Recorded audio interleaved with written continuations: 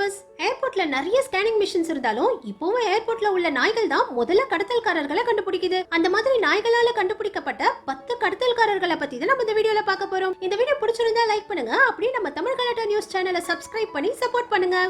நம்ம முதல்ல பார்க்க போறது ஷூ ஸ்மக்லர். லண்டன்ல இருக்கிற கேட்விக் ஏர்போர்ட்ல விமானம் வந்து இறங்கின உடனே டோரை திறந்து பேசஞ்சர்களை அனுப்புற வழியில முதல்ல டாக்ஸை வச்சுதான் பேசஞ்சர்களை செக் பண்ணுவாங்க. இந்த மாதிரி செக் பண்ணும்போது டாக்ஸ் யாரையாவது சந்தேகப்பட்டுச்சுன்னா உடனே ஆபீசர்ஸ் அவங்கள தனியா கூட்டிட்டு போய் ஃபுல்லா செக் பண்ணுவாங்க. அந்த மாதிரி இவரை செக் பண்ணும்போது இவர் பேக்ல இருந்த ஷூ செப்பலுக்கு அடியில எல்லாம் போதை மருந்தை ஒளிச்சு வச்சிருந்திருக்காரு. இவர் ஒவ்வொரு ஷூ கடியிலையும் 200 கிராம் கொக்கைன் போதை மருந்தை ஒளிச்சு வச்சு எடுத்துட்டு வந்திருக்காரு. இதை இந்த நாய் ஈஸியா கண்டுபிடிச்சதுனால இவர் அரெஸ்ட் பண்ணி ஜெயில போட்டாங்க. இதே ஏர்போர்ட்ல இவர் இடுப்புல இந்த மாதிரி துணியை கட்டி காசை ஒளிச்சு வச்சு எடுத்துட்டு வந்திருக்காரு. இதையும் இந்த நாய் ஈஸியா கண்டுபிடிச்சிருச்சு. இவர் தூரத்துல இருந்து நடந்து வரும்போதே இந்த நாய் இவரை சந்தேகப்பட்டு இவரை துரத்துக்கிட்டே வந்து இவர் காசை ஒளிச்சு வச்சிருந்ததை ஈஸியா கண்டுபிடிச்சிருக்கு. அடுத்தது ஏர் ஹோஸ்டஸ் ஸ்மக்லிங். பொதுவா எல்லா விமானங்கள்லயும் பயணிகளை ஏத்துறதுக்கு முன்னாடி இந்த விமானத்துல ஏதாவது ஆபத்தான பொருட்கள் இருக்குதான்னு நாய்களை வச்சு செக் பண்ணுவாங்க. அந்த மாதிரி டாக்ஸை வச்சு ஹாங்காங்ல இருந்து நம்ம இந்தியாவுக்கு வந்த ஜெட் ஏர்வேஸ் விமானத்தை செக் பண்ணும்போது டாக் இந்த ஏர் ஹோஸ்டரோட பேக்கை பார்த்து கொலைச்சிக்கிட்டே இருந்திருக்கு. சந்தேகப்பட்டு இந்த ஏர் ஹோஸ்டரோட பேக்கை திறந்து பார்த்தா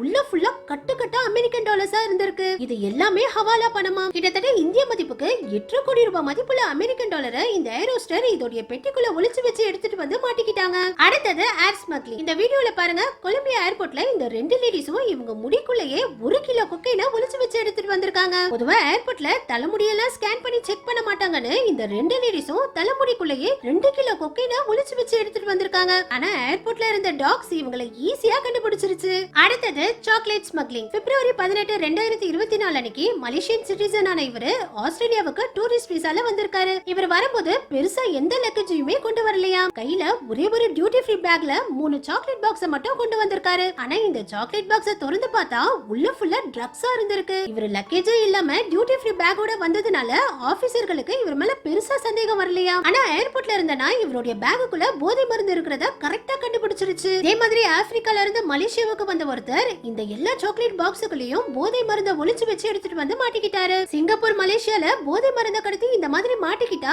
மத்த நாடுகள் மாதிரி அவங்களுக்கு ஜெயில் தண்டனை கொடுக்காம அவங்களுக்கு மரண தண்டனை கொடுத்து தூக்கிலேயே போட்டுருவாங்க. அடுத்தது பார்சல் செக்கிங். பேசஞ்சர்களை மட்டும் இல்லாம பார்சல்களையும் ஆபீசர்கள் இந்த டாக வச்சு தான் செக் பண்ணுவாங்க. அந்த மாதிரி செக் பண்ணும்போது இந்த பாக்ஸ்ல ஏதோ தப்பு இருக்கிறதா இந்த நாய் கண்டுபிடிச்சு சொல்லிருக்கு. இந்த பார்சலை திறந்து பார்த்தா இதுக்குள்ள சில உட்டன் ஐட்டம்ஸும் இந்த போட்டோ ஃப்ரேமும் தான் இருந்திருக்கு. டாக் இதுக்குள்ள ஏதோ இருக்கிறதா சொன்னதுனால இந்த ஆபீசர் இந்த ஃப்ரேம்ல ஓட்டையே போட்டு செக் பண்ணி பார்த்திருக்காங்க. உள்ள ஃபுல்லா ஒரே பவுடரா இருந்திருக்கு. அதுக்கப்புறம் இந்த பவுடரை செக் பண்ணி பார்க்கும்போது இந்த பவுடர் கொக்கைன்னு தெரிஞ்சிருக்கு. என்னதான் கஷ்டப்பட்டு பார்சல்குள்ள ஒளிச்சு வச்சாலும் ஏர்போர்ட்ல இருக்கிற நாய்கள் போதைப் பொருட்களை ஈஸியா ஸ்மெல் பண்ணியே கண்டுபிடிச்சிருதுங்க. அடுத்தது வெப்பன் ஸ்மக்லிங். பொதுவா ஏர்போர்ட்டுகள்ல ஆபத்தான பொருட்களை எடுத்துட்டு போக கூடாது. ஆனா இவரு 40 ஃபோல்டிங் கத்திகளை இவருடைய பேக்ல வச்சு எடுத்துட்டு வந்திருக்காரு. இவர் பேக்ல கத்தி இருக்குங்கறத கூட ஏர்போர்ட்ல இருக்கிற டாக் ஈஸியா கண்டுபிடிச்சு இவரை கஸ்டம்ஸ் ஆபீசர் கிட்ட மாட்டி விட்டுருச்சு. அடுத்தது ஆங்கிரி லேடி. சைனாவுல இருந்து நிறைய பொருட்களை நியூசிலாந்துக்குள்ள எடுத்துட்டு போக தடை விதிச்சிருக்காங்க. இந்த சைனீஸ் லேடி நியூசிலாந்துல தடை செய்யப்பட்ட சைனீஸ் பொருட்களை பாக்ஸா திருட்டுத்தனமா எடுத்துட்டு வந்து மாட்டினதும் இல்லாம